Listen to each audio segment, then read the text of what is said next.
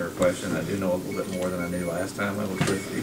Because I think last time I'd been in the district all of maybe 3 or 4 months. That's right. And so now it's been a year and a half, so I don't have as many excuses for not knowing the answer. I will try. First of all, let me just say though, before I start in the questions, I appreciate the invitation and the opportunity to be with you all.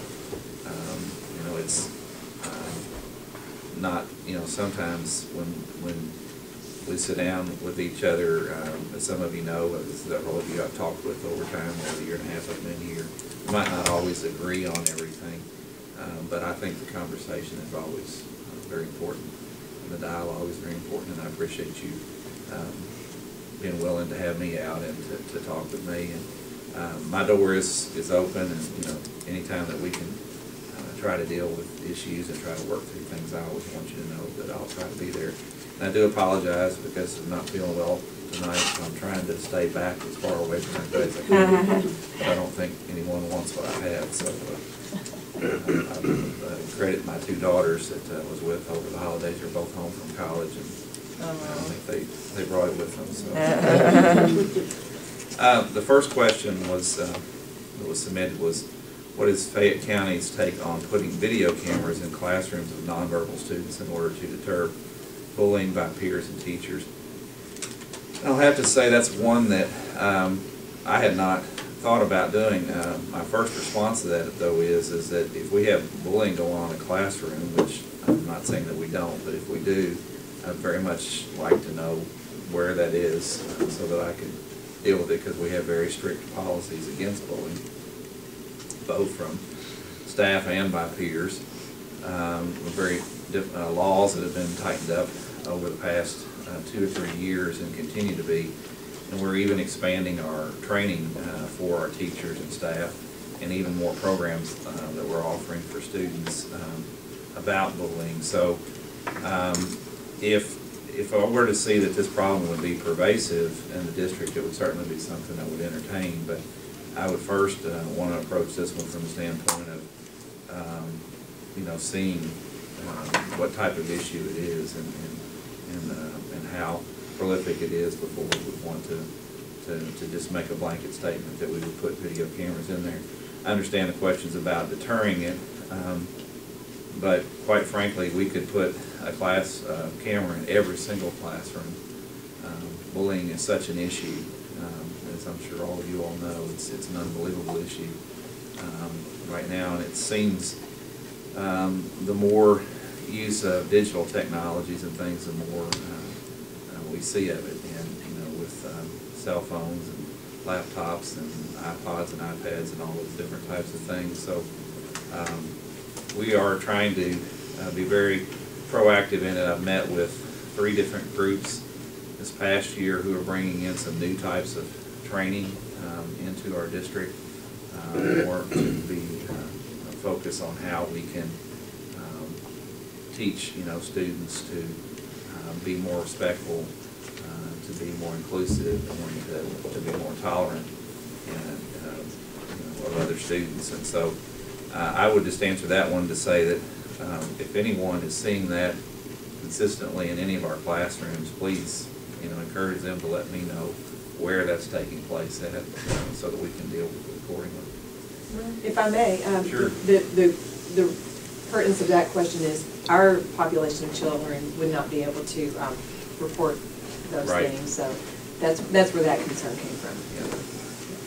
Some of our population of children. My son is verbal enough and his skills are getting better. I'm so proud of him. There were 2 instances of bullying. One of them aimed at an Islamic student in the class. It was said below the teacher's level of hearing. Every single student in the class heard it, and every single student in the class except the Islamic boy. And my son laughed. And someone said something about the boy making a bomb. The boy that it was said to just kind of said something to make the other boy look foolish. And I don't think reported it. My son went to the guidance office and reported it. Yeah. I'm very proud of him because it's very difficult for someone like him to develop the communication skills to communicate that. he also told me that, I think he recorded this one, but he also was aware of a time when there was a teacher in the room who was Latina, and somebody, again, below the hearing level of the teacher, but made sure all the students read, made sure every single student could hear it, that was something disparaging about Hispanics. So it is how these things happen. But she's right. The vast majority of our children can't. 2 years ago, he would not have been able to. He is making incredible strides in communication, and he's still very communication compromised. Do you typically have 2 teachers in these classrooms with nonverbal students? Typically, there's not 2 teachers, there's a teacher and a parent. Generally, there's, it's about, it's somewhere in the range of 2 to 1 type ratio of adults and students. It can be more. There depends on the severity level. As you all know better than I do with the spectrum, you know, it could vary substantially. So, but it's generally about 2 to 1.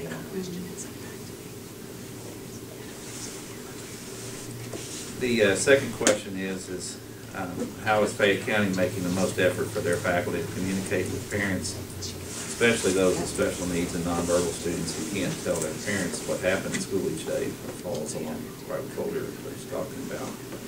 Are there programs in place for this? Is Fayette County working towards putting these things into practice? We're trying to become more consistent on a, some of you are probably familiar with what we call a communication notebook that goes home with your child, and that's the best communication tool we have between the school and the parent.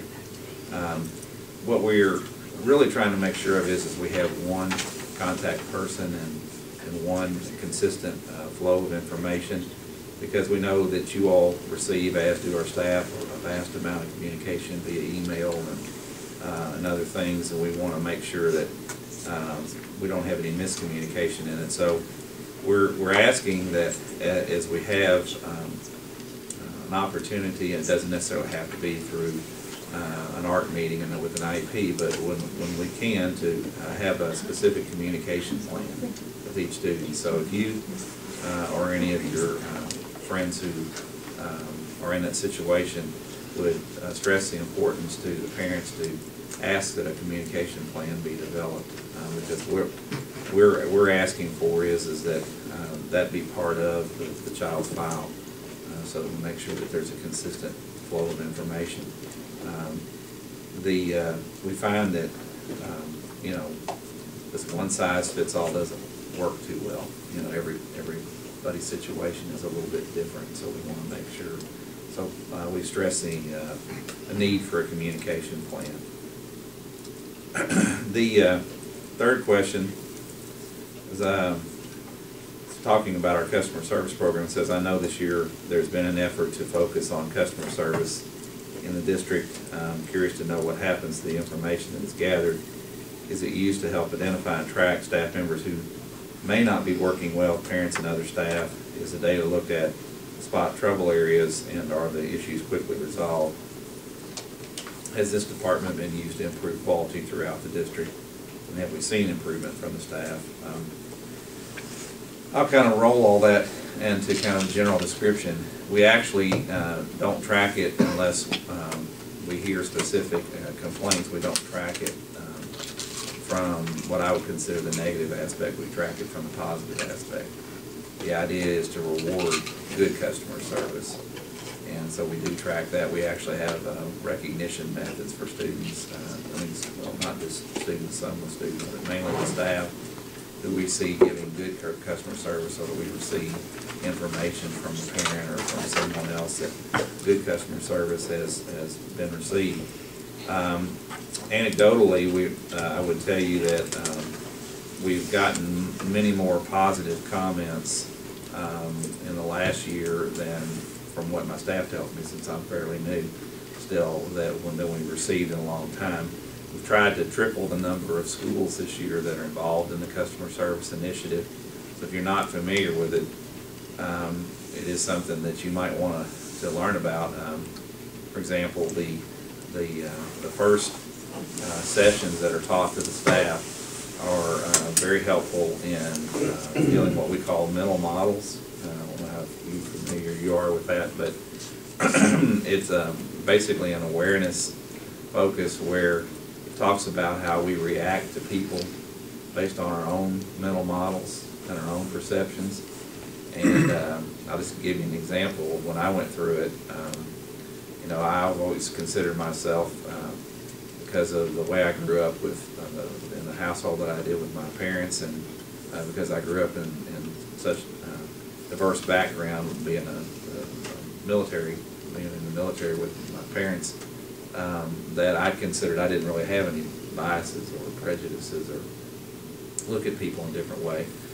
And it was very revealing to me to see that we all have biases and different ways we look at things. So the customer service training starts off with that focus of trying to get people to see each person with value and respect, to treat them with, you know, with dignity, and to make sure that we are appropriate in our relationships. Then focuses on how there's sessions on dealing with children, as well as dealing with other adults. There's particular sessions on dealing with parents and family, because sometimes, you know, you won't be shocked when you hear me say this, sometimes school personnel would just as soon not have to deal with family and parents, and so we try to say that, you know, that's a part of the expectation. We need the involvement of parents and family. And then there's other further recognitions for departments that show superior customer service, like if it's a particular, could be, you know, like one of our departments downtown, like for example, our financial services department has gotten customer service award.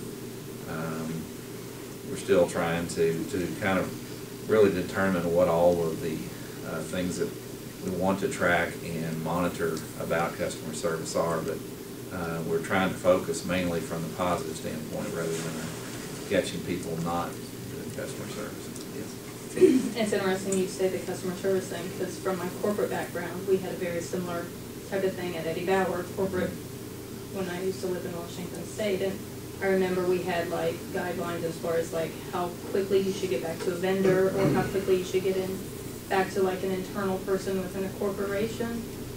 I'm thinking, do you have that same standard as far as like if you're a teacher and I send you an email, do you have kind of, I hate to use the word corporate, but that's what I'm thinking of, do you have like a standard as far as Fayette County schools that, you know, here I am, Mom A, I'm sending Teacher B an email, what would you say should be the norm for them?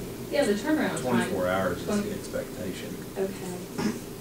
It's not, you know, it's not like we have a means of going through the system and sitting there to track it. No, I know, but I'm just thinking. But phone calls and emails, the guideline is, and I've reiterated several times throughout the year, that even if you're simply saying, I don't have your answer right now, I'll get back with you. Yes.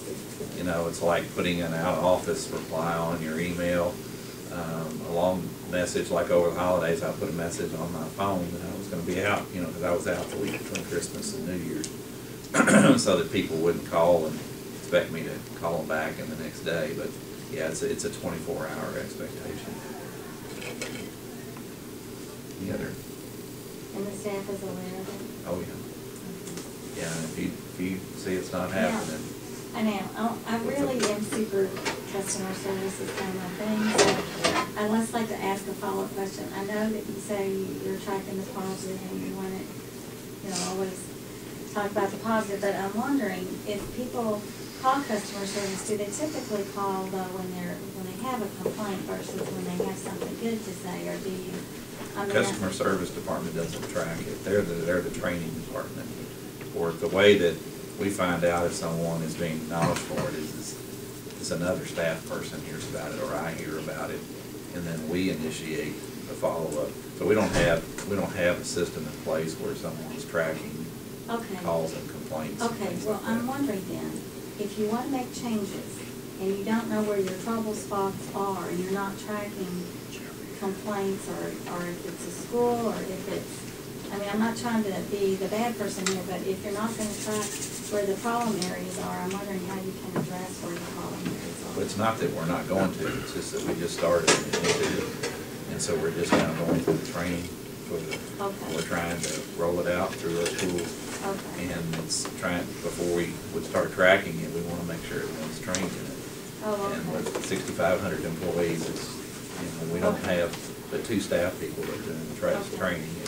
We're not So, there yet. but you do foresee that down the road, it'll be a really big The ideal, information gathering, both on the good and the bad, I mean, you know. well, the ideal thing would be is that, first of all, after we get everyone trained, is that we do kind of an assessment of where we are, what I call our current reality, and then determine, okay, do we need, further training, where are our issues at, and we'll have to have measures and monitors in place to determine that at that point. But at this point, it's really so new that Yeah. we've only had 6 schools that have really been exposed to it to any level.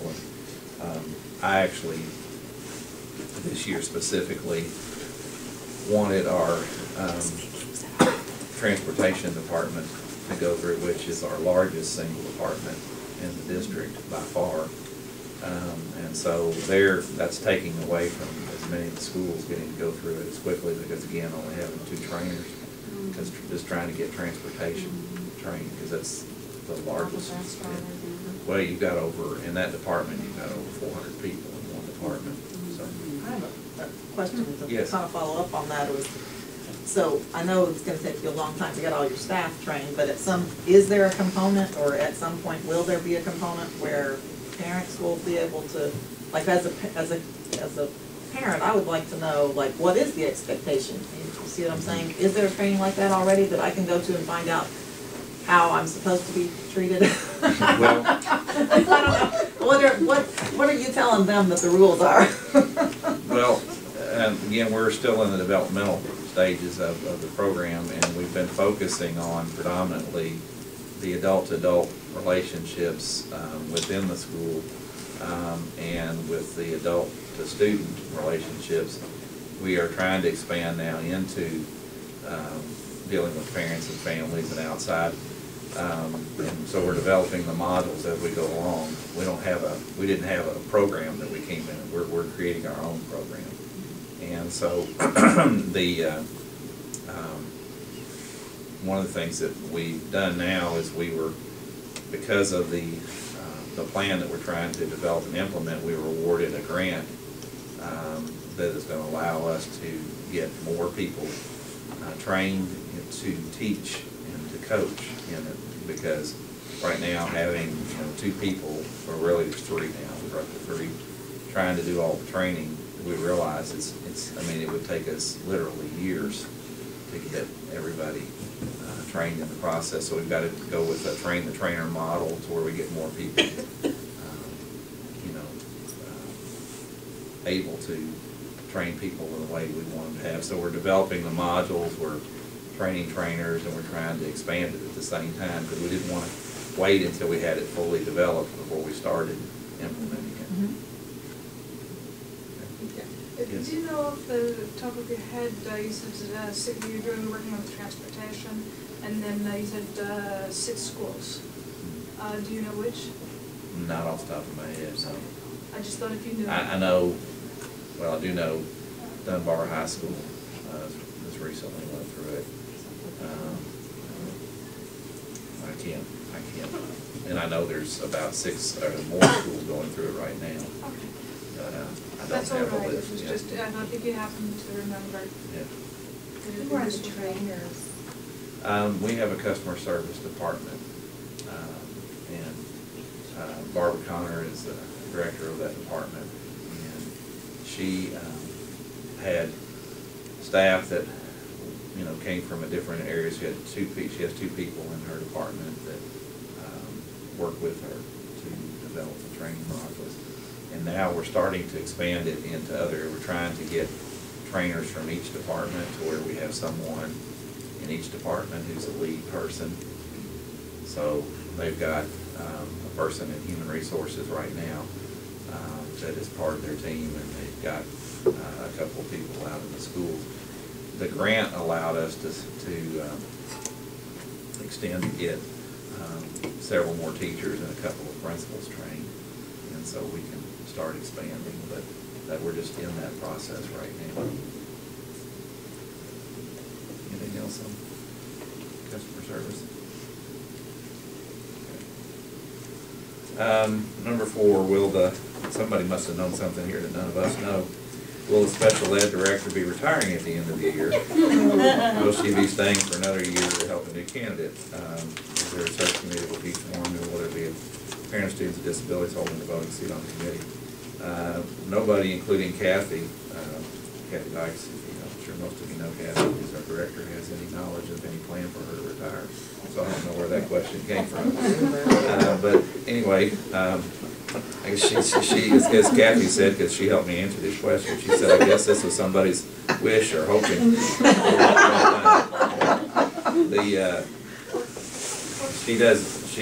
I know she doesn't plan to at least retire for 2-3 more years. So, but at that point, we would have, a process in place where there'd be input. So. Number 5, how many slots in the technical schools go to students outside of Fayette County? We feel that at least some of these slots should go to students with disabilities. And what are the ratios for these, east side and south side?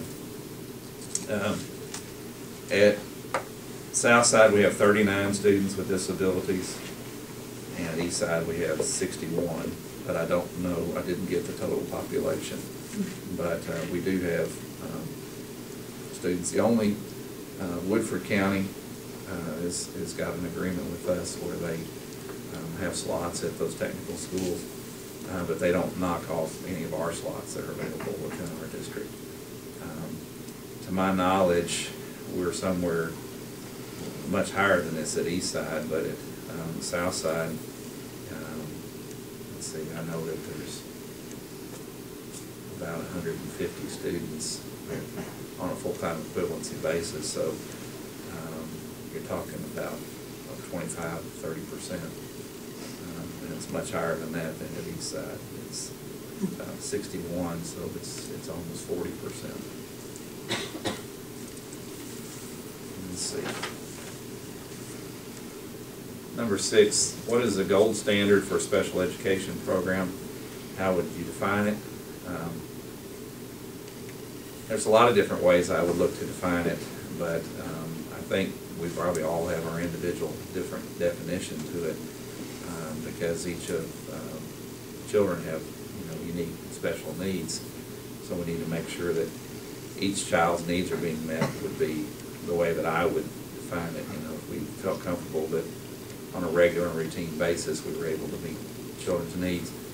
I would say this, that coming from another district and being involved in the state level work and things that I'm in, one of the things that you may not know, some of you may from being from other areas, is that we do have a lot of room for improvement within ours, but as far, and this gets into one of the next questions, our district spends on average almost twice as much in special ed as the other districts around us do. And I was absolutely amazed at the amount of money that we spend. So we need to look at how we're spending it to be more efficient and effective with it. But as far as the resources that are put there, you should be happy that the Board of Education is contributing almost $14 million beyond the level of funding that we receive. That's coming out of other sources and other needs. Because we get federal and state funding, you may be familiar with that. We get federal funds, which are called IDEA funds, and we get what's called exceptional child funds through the state formula.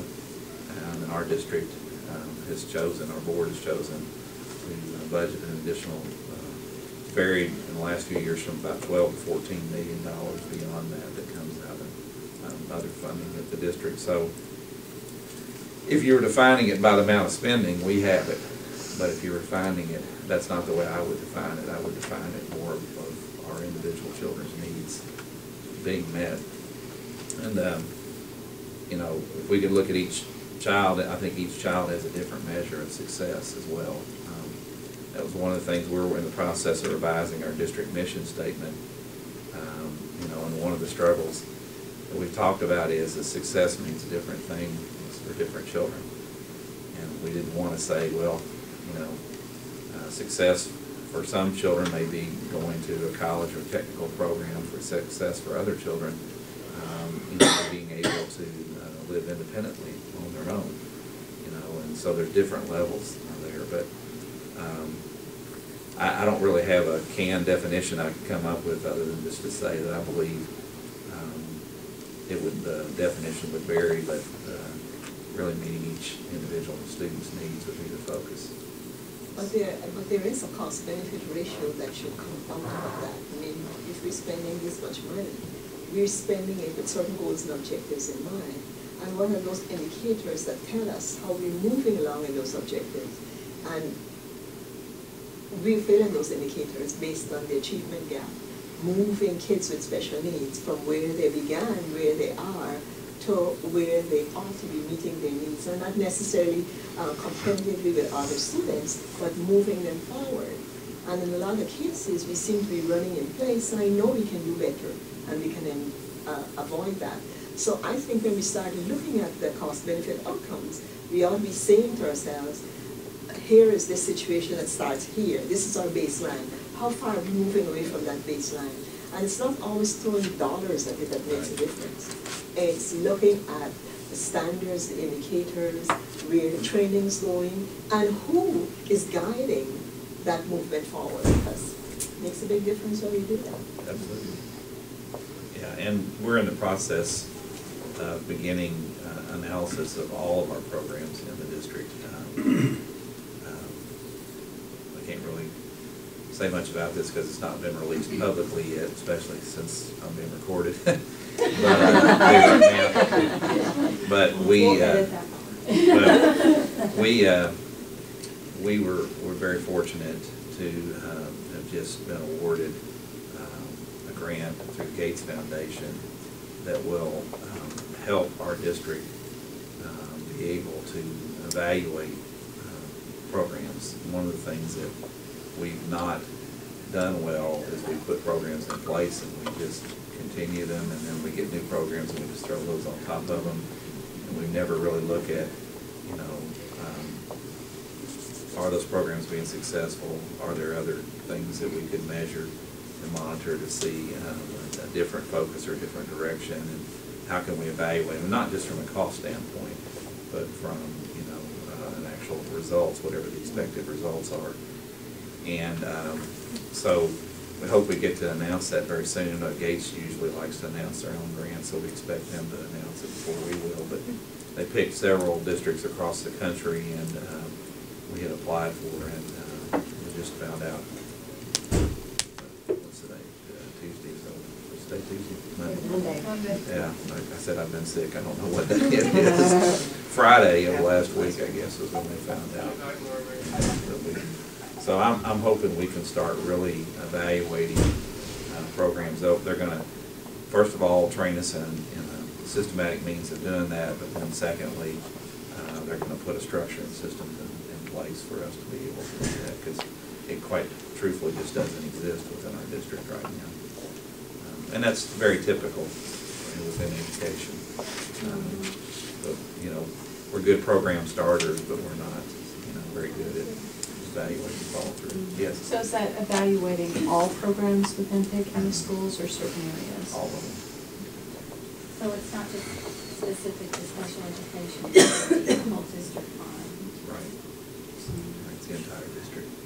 Yeah, it's a methodology and a system to evaluate all programs. And I would assume it would be, like in special ed, you could look at customer satisfaction from the standpoint of parents, but then you have the staff, and then you have to see, are the students able to perform, and how do you evaluate that? So, I mean, there's just a whole, Right. They're going to be working. levels of expectation there. Yeah, they're going to work with us for 18 months. This group that what they're doing is funding a consulting group that builds these type of models, and they're going to be working with us starting this month for 18 months to develop a model for us to be able to system and to train our staff in how we do that. So part of it will be is, we gotta identify all the programs, we gotta look at all the data that's available, we gotta determine what data is relevant, we gotta determine, how we're gonna monitor, I'm sure some of you in your businesses and things have been through similar type things, but education is just typically, it's very rare, and so that's why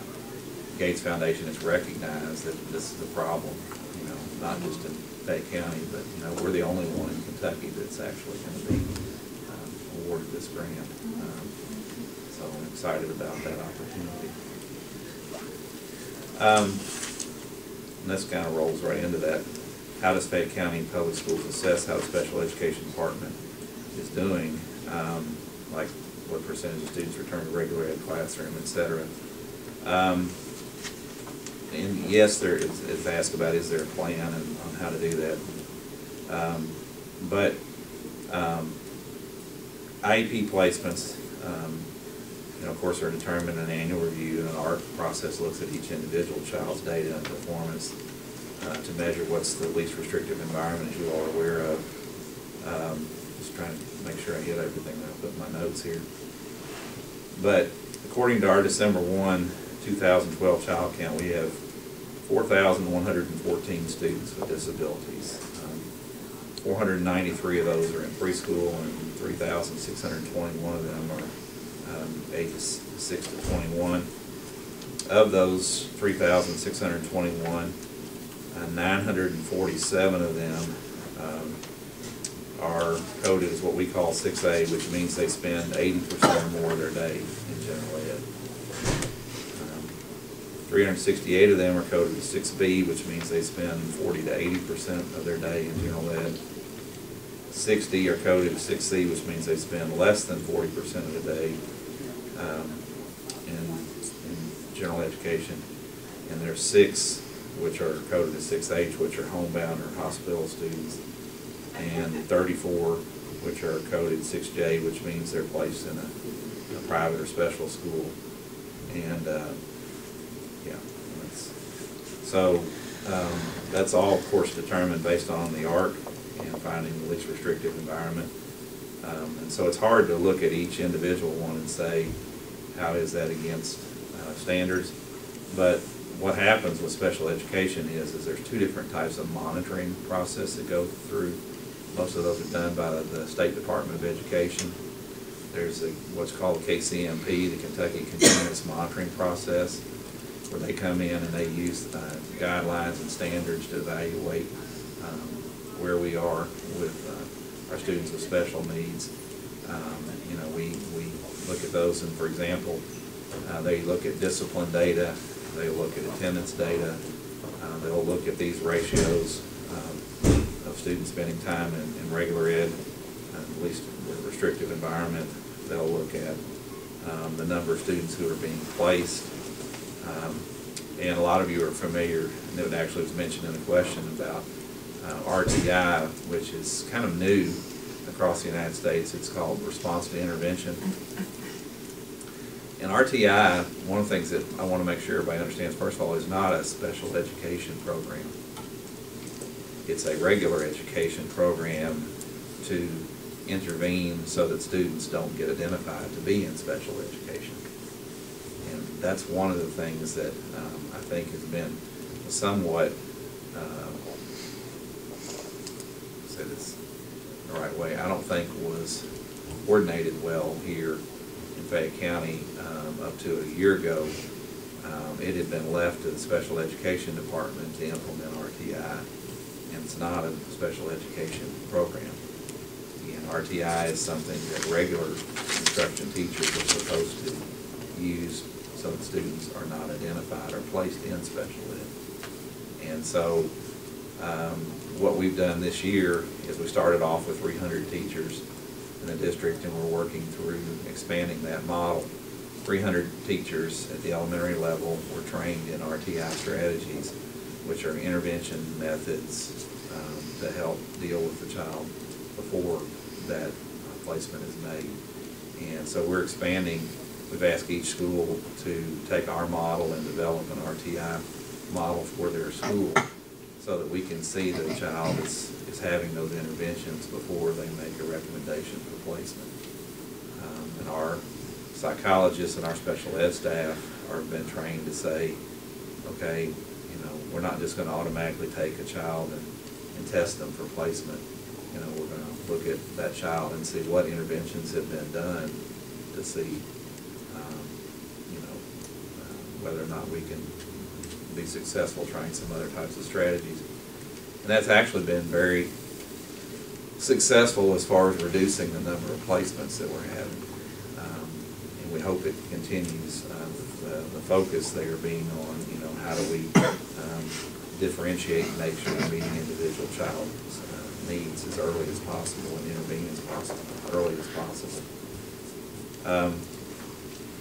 But again, RTI, there's a part of this question talked about how RTI is used, and it's not used for determining placement. That's only can happen through the IEP process. RTI is an intervention strategy that is done well before that. Any questions on that? That's kind of confusing. I'm sorry, can I jump back to when you were talking about the Kentucky state government and the different variables that they use in grading, so to speak? Fayette County, you had mentioned discipline, and then I cannot remember the other ones. They'll look at attendance. Attendance. Yeah. Do they look at if a child's progressing? Yes. They do. Is there a standard? Well, there is. Is there a? Because I had thought that there was a level that they wanted the child to be at a certain percentage of grade level.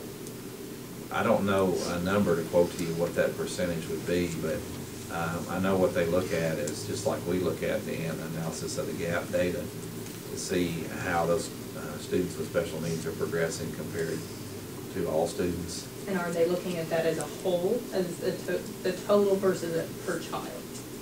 Well, they'll look at it based on the level of disability of the child. So there's a number of factors. By state categories, there's 3 levels of disability. There's severe, moderate, and speech. And so they'll look at, you know, within those categories, you know, how are we doing compared to all other students. They also break that data down, as our equity council is very well aware. They break that data down, you know, by race and ethnicity as well. Is there an expectation at the individual level, though, that the individual school should be looking at that data with the students in their building to say, like what I think maybe Kim is saying, is to say, okay, this student, I know they've changed all the numbers and the names of the proficiency and things like that. Were they still using proficient and distinguished, I think? Yes. But they want you to be proficient and, you know, and how far are you from, can we move you up 30 points this year, or are they doing that at the building level? Yes, they are. That's not part of the KCMP. The KCMP is special education specific to monitoring. It's a federal review that's done by the state special education department against special education standards that are set by the Individuals with Disabilities in Education Act. The assessment measures, yes, those are done to the individual school level, and each school has to submit a school improvement plan based on how students perform against the statewide assessment, or KPREP as it's called.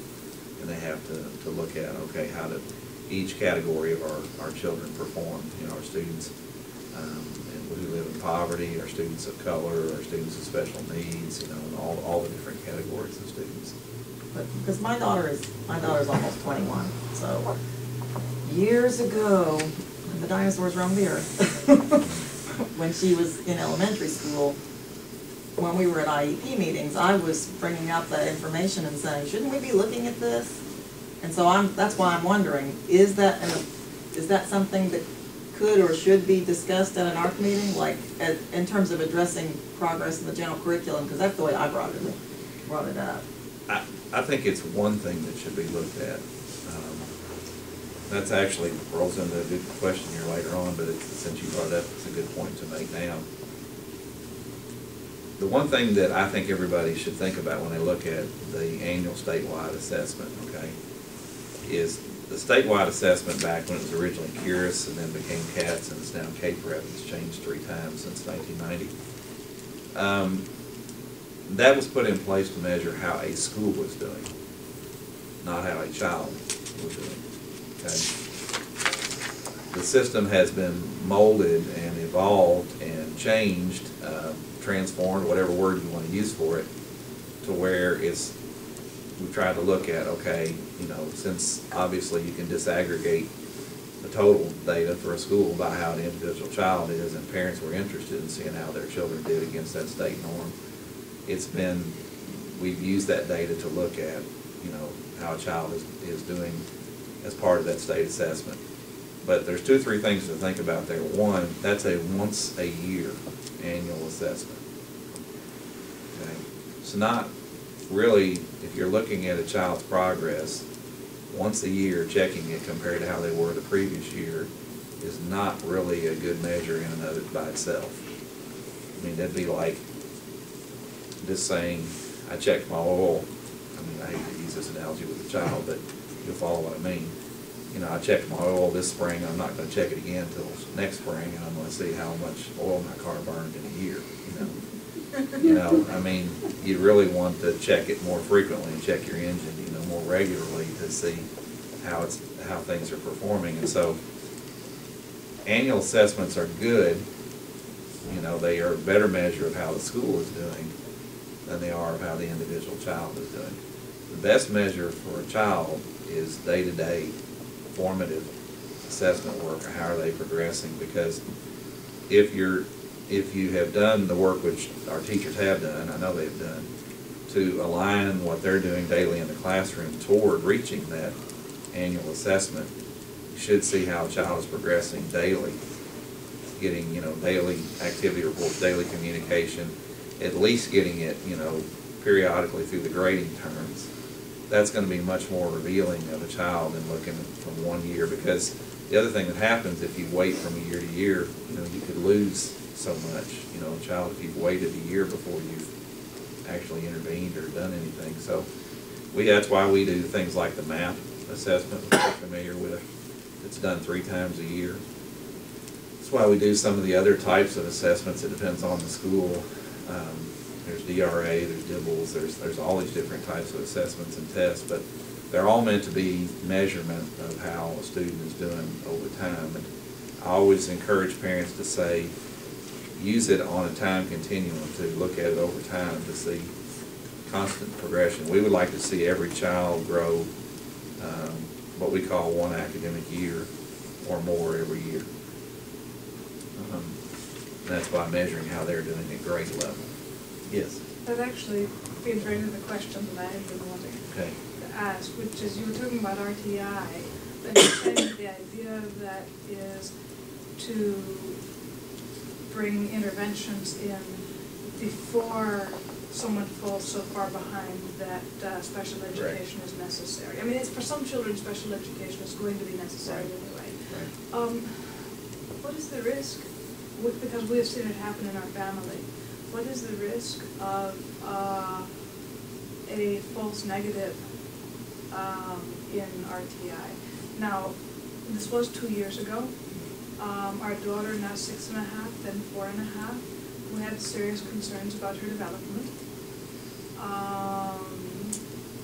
And so she was admitted for RTI to the early start or Head Start, whichever it is, you know. But what they did is they placed her in one of those classrooms for 2 hours, for a 2-hour stretch. Usually they're like 4 hours, but 2 hours in the afternoon, 2 days a week for 4 weeks. And at the end of that time, they told us, oh, there's nothing at all unusual about her. She had perfectly fine. Well, a year later, we took her to a private practice speech language pathologist who has been in practice for decades and had her properly evaluated. And we were told her expressive language is 1.5 years behind. This last October, when we finally got the money together for a to have her either diagnosed or ruled out with autism spectrum. She did come out as having an autism spectrum diagnosis. So you got a false negative there, and if she had been sent to public kindergarten, she could not have had an IEP. She would not have been recognized as having special needs. So what is the risk? How high a risk is there of big false negatives like that? That was also 2 years ago. Things changed? Well, yeah, RTI didn't really exist 2 years ago. Okay, but they were calling it RTI. Yeah, that's what I was saying when we came in. We were treating RTI as a special education strategy. They were And- telling us it was the only way to get into special education. Right. And it, The you know. diagnosis wouldn't do it even. Right, and I don't know all the individual, I don't know the individual situation, but also I have to look at, her files and everything to truly respond to your question adequately, but, that's part of, it was how RTI was being implemented. We were effectively saying it was an evaluation tool for special education when we came in, and what we've recognized is that that's not what the intent of RTI is. When you read, RTI is a national program. It's not a Kentucky thing. It's not a Fayette County thing. She wasn't even tested. She was simply observed in a classroom with other children. Right. And the idea is that the focus on is that from the federal Department of Education is that they believe, and statistics show them, a lot of people think this is money driven, which most things are, as we all know. That too many children were identified as needing special educational services, and that became a crutch for regular educational classroom. And so the idea was to say, have we done everything in a regular educational classroom that we can for that child before we recommend them for placement in special ed? And when it was being managed through our special education department, and with that focus on there, it was almost like part of the testing. Whereas the intent of it is to maybe stretch, another way to look at it is to stretch the period out of assessment to say, are there other things that can be put in place other than special educational services to keep the child in the regular classroom and be successful? Yeah. But it's certainly not a foolproof methodology. No. It's should be worked on between the parents and the teachers, with the student to see, But you're right, there are some that are just obvious, so it's not an exact science. It was rather obvious to us, but we're parents, we're with her all the time. Another question I have is, as you talk about, getting them into regular classrooms when that's possible. What about children with, like at Tates Creek High School? Our son is not exactly a candidate for this. He falls a bit short of this, but they have the IB program there. It's quite possible to have a child who has rather severe disabilities that would require them to have an aid in the classroom. Like an autistic, like someone on the autism spectrum. He would still be able to do well in the International Baccalaureate program. Is there any commitment in the district or the special ed, to getting some of to getting disabled students who are able to the supports they need to go into the very high level classes? Well, or is that considered to simply or is that considered to be unfairly taking away from disabled students? No, any student with a disability can take an advanced placement course or an IB course. It's, if they met the requirements to do so. As I said, our son is not exactly. He falls a bit short of that work ethic. No, we actually even monitor, the number of students with disabilities who are in different types of programs that we have like that in the district. Okay, good. So you have students within the special education department that are in the gifted and talented programs across Fayette County with the supports that they need. What happens? Just depends. It's very child specific. Mm-hmm. Because, as you know, a child can be. Are these true IEPs or are they 504? No, there's IEPs. They're IEPs. Yeah, it just depends on, I'm not saying it's a huge number, but there are it depends on, you know, what that individual child's disability is and where their particular possible area of giftedness might be. It's gonna vary. I have a question. If your child has been diagnosed very early on, like 2, and so they start an early start, so they already have that label and they're out there and they're in the special ed world, how do you get them out of it? You know, I mean, if they're really ready to go, I see that it's hard to make that transition to where you say, you know, they need to be in the regular. And also, this may be ancient history too, but it seemed like different factions did not want to take responsibility. You know, you have your case manager who's a special ed teacher, you have your regular ed teacher, and then you have data, even testing done by the school where the child has not progressed, and who's taking responsibility? I mean, as a parent, do you hold that special ed teacher accountable? Do you hold the regular ed teacher accountable? And you're sort of like, why isn't everybody in there on the same page saying, why isn't this child progressing, or why does, you know, if the child doesn't really have a severe cognitive disability, or even if they do, why are they not given the supports to be able to move forward? I mean, I think these are some of the frustrations that parents see, that their kids don't seem to be progressing, but yet, like, I very much appreciate that you are focusing on urgency. You know that maybe by 3rd grade or wherever, we're going to have these kids at peer level. Now, sooner or later, you have to have some kind of standard in place, or else,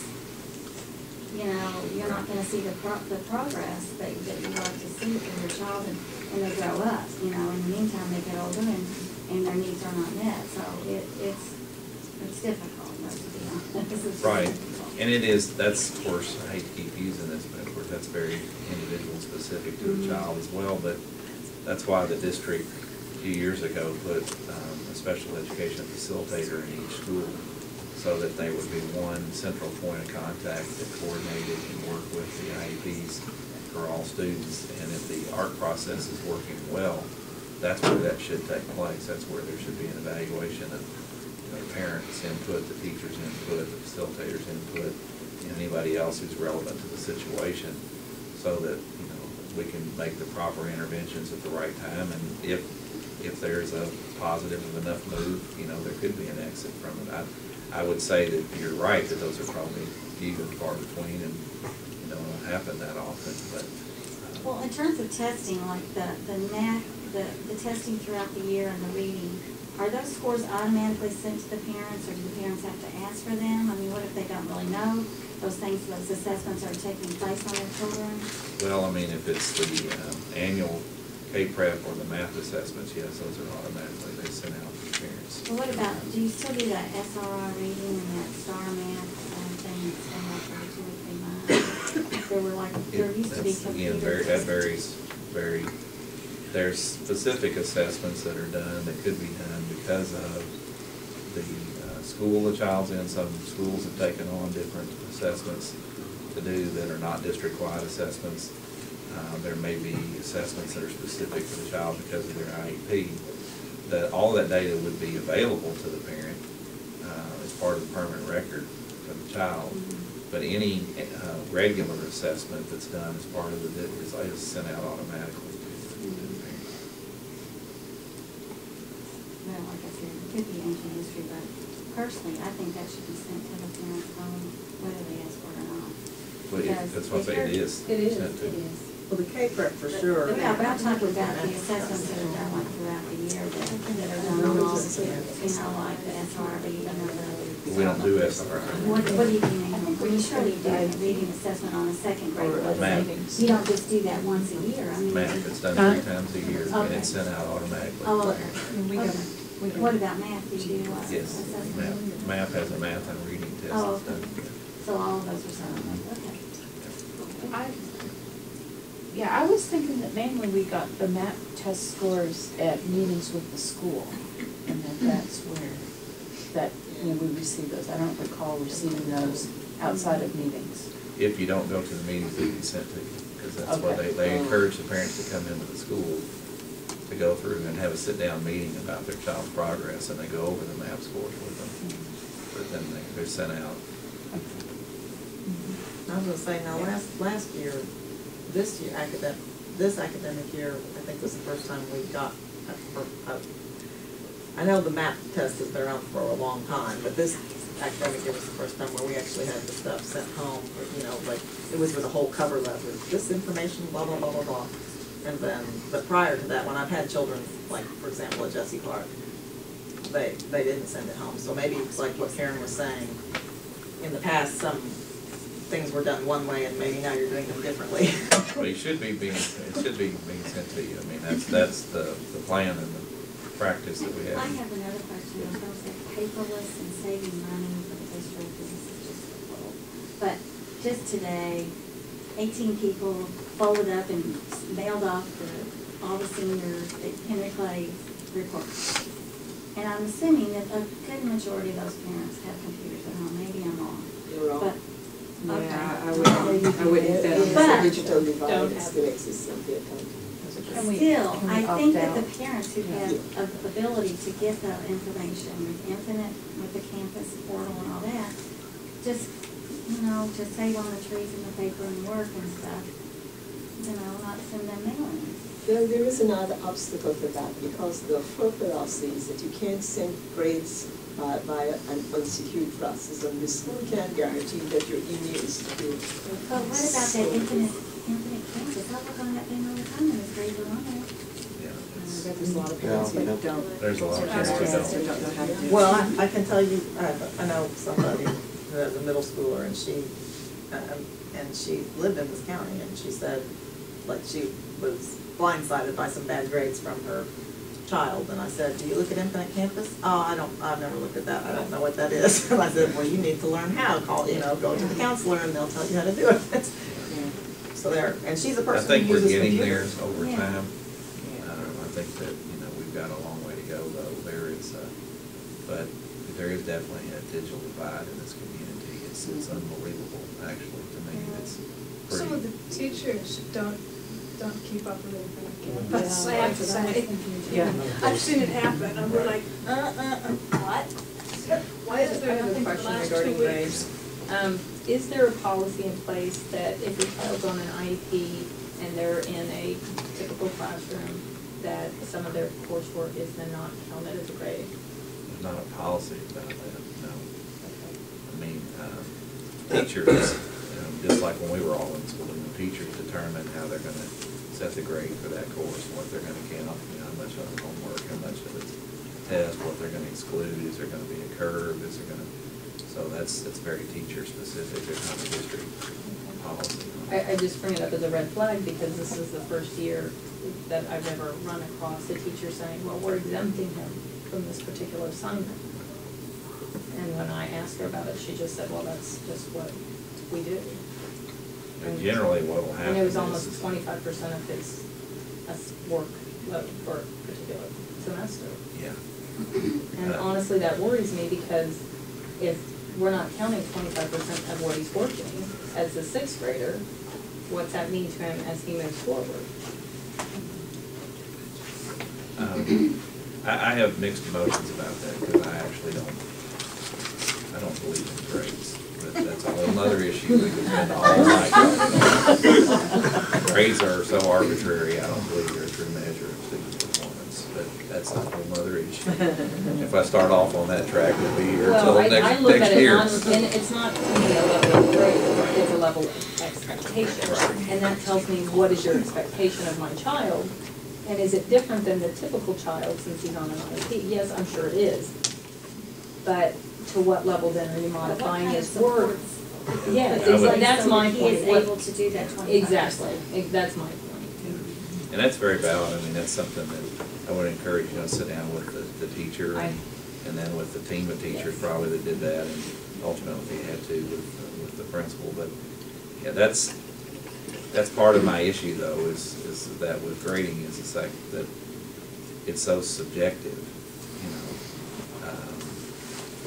for a teacher to be able to, I mean, the next teacher in the next classroom may not do that, so how does it, it's always been that way. I mean, it was that way when we were all kids, the classroom and all, but I struggle with the idea that that's a true measure of academic progress by itself, but,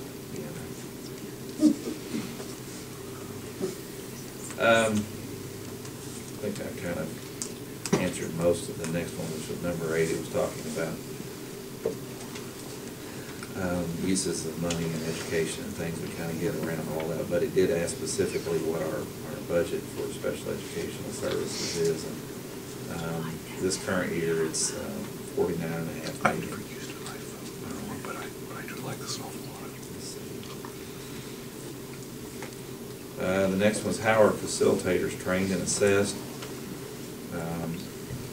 Facilitators work, well, let me back up and say it this way first of all. I think everyone probably realizes special education is a district program. Okay, it's not a school-based program. It takes place in the schools, obviously. That's where the teachers are, that's where the students are, and that's where we assign staff, but it's managed entirely by the district, special education. That's just the way it's set up, structured. It's kind of similar in the way we manage our school food service programs. That the funding comes into the district, and then the district sets the programs that go on out in the school. And so our district has the facilitators that are assigned to the schools, and those facilitators actually work through our special education department downtown. And of course, they're the direct content to the parent, to the students. They run IEP meetings. Of course, that's their most heavy area of focus that they work on.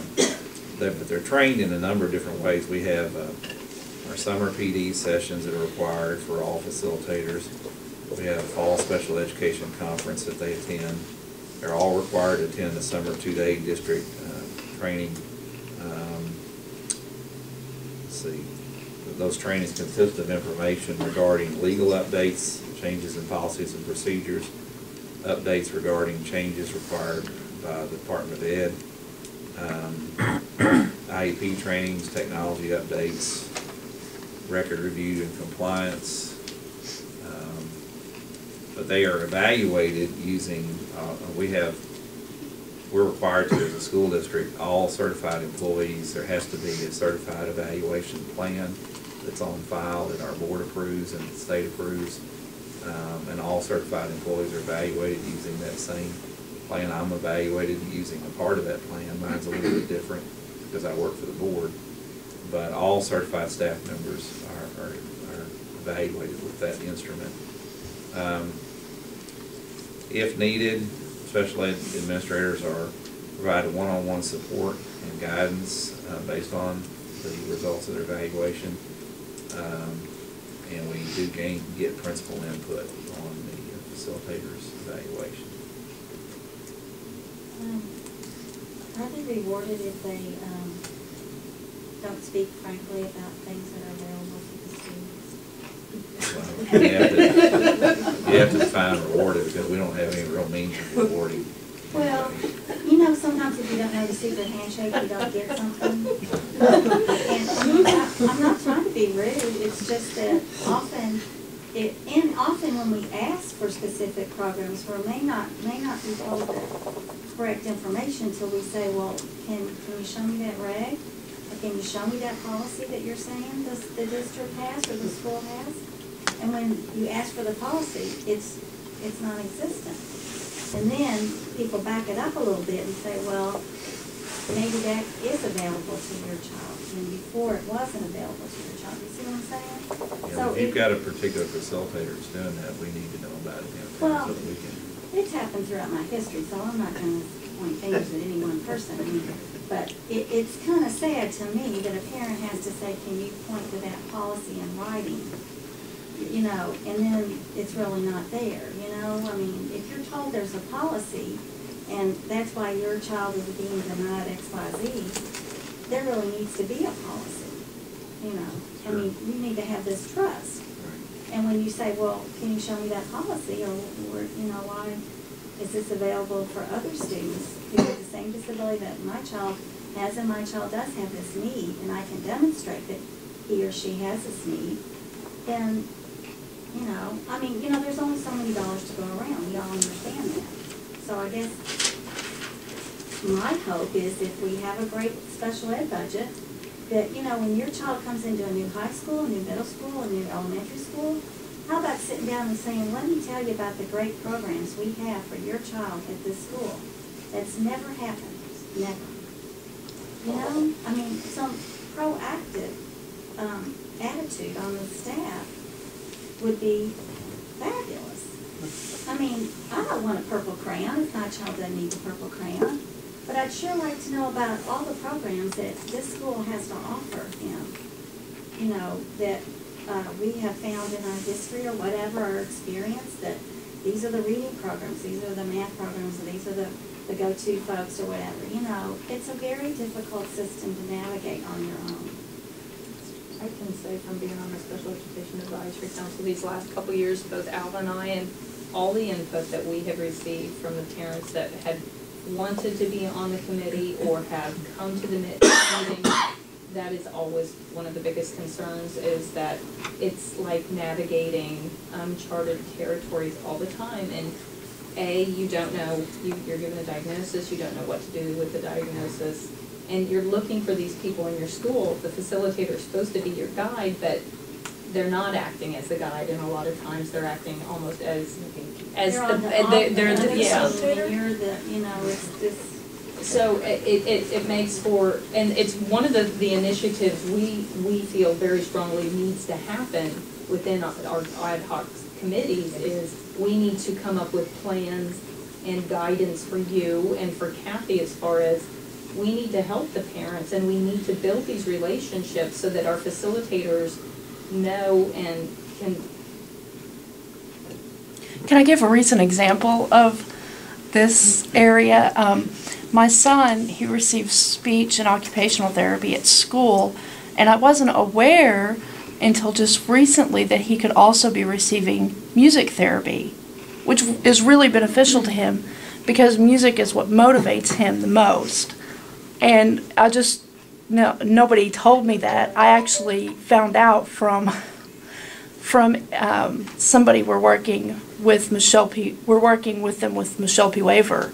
It was somebody who wasn't even in the school district. She said, you have to ask them, but I didn't know it was offered. So I think that's an instance of that recently.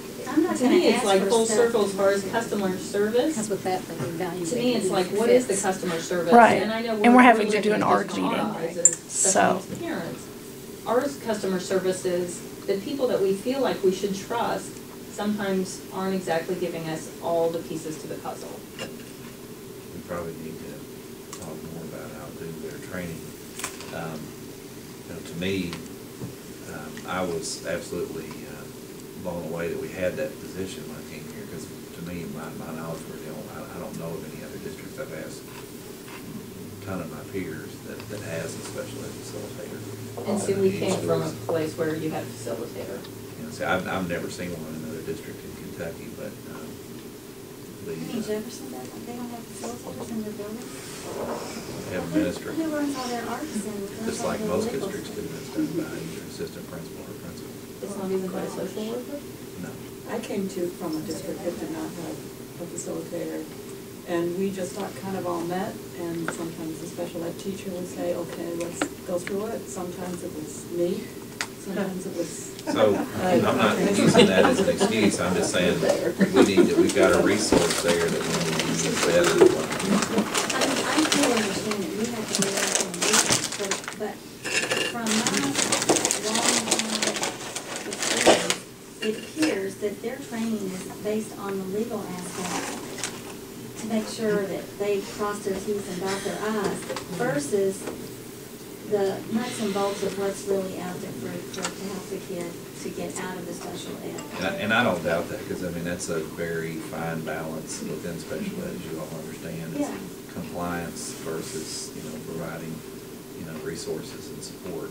It's a very tight balance. But it's something we need to consider as we train our facilitators and work with them. Yeah, on the same thing they're talking about, facilitators and how they can be, like hide things from you or not. I can give you 3 completely different examples that my husband and I have personally experienced. when our little Anna was very close to aging out of first steps. So she was 2, getting ready to turn 3. No, 3, sorry, 2, getting ready to turn 3. That's when they aged out of first steps. And her speech therapist for first steps very much wanted her to qualify for early start. Sorry. So, because she never qualified for it, I can never remember which it is. They really wanted her to qualify for it, but it ended up they only tested her on her phonological, on her phonological development, where they should have tested on entire language, on overall development otherwise. By restricting it to phonological development, she came out well above their cutoff. But worse than that, what was going on is there's the special ed facilitator at the elementary school at that time. I joked about special ed. I joked about she's almost a special ed facilitator, because it got to the point where we were running up very close to Annie's 3rd birthday, and they kept stonewalling. You don't want to do this. You have to have this. You have to do this for us. You have to do this. We're not going to do this for and finally we're not and finally we said forget about it. We're not going let's just forget about the whole thing. We'll take her home and not have her evaluated. And they're like no wait no. They panicked. You should have seen them. They panicked because it would have been illegal. Isn't that what happened? Yeah. They panicked because that would have been illegal if they had allowed us to just take her home because they had put so many roadblocks in. And so they in 2 to 3 weeks, they put her at the front of the line, and within 2 to 3 weeks before her 3rd birthday, had everybody out to have her evaluated. Now they still narrowed it so they only looked at her phonological development. They should have been looking at her entire language development. As I said, she turns out to have PDD. She does have an autistic disorder and is delayed. She has motor delays, etc., sensory issues, and did back then. But in any case, so that was the first experience we had. Then when our son our now 16-year-old son, first and 7th grade, went into public school, the special ed facilitator there was, I think, quite helpful. But we did have issues where we'd say, well, look, as far as his reading goes, we'd say this is what his, this is the testing that his private, that his private SLP has done on him. This is what it shows about the problems with his reading ability. And I said, and we said we can bring in, and I said I can bring in that information for you to see. I can bring in the testing data. And they said, oh, we don't need to see that. Thus, effectively discouraging us from bringing in and having data for them to. But on the other hand, they did do a good job those 2 years that he was in middle school of, I think especially the 8th grade year, of providing good programs for him.